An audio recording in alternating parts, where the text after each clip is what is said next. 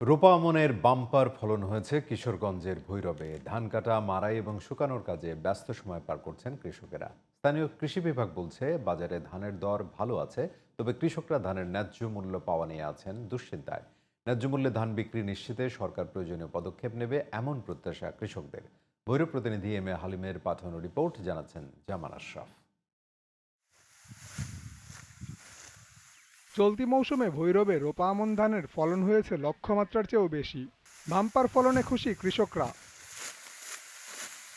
যান্ত্রিক পদ্ধতিতে কৃষিকাজ করায় উৎপাদন খরচ বেড়েছে জানিয়ে কৃষকরা বলছেন, এবার ধানের ন্যায্য মূল্য নির্ধারণ করলে তারা উপকৃত হবেন। 3 কেজি জমিতে 87 ধান লাগাইছি। আল্লাহর হাতে ধান ভালো হয়েছে। 50 ধান লাগাইছিলাম, আল্লাহর রহমতে ফলন ভালো হয়েছে। সরকারের ভালো নির্ধারণ করে মূল্য দেয়, তাহলে আমরা অনেকই লাভবান হব।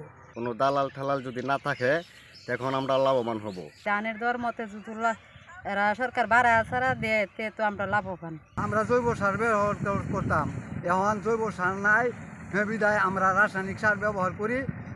পর্যাপ্ত পরিমাণে আমাদের উৎপাদন খরচ বেশি হয়।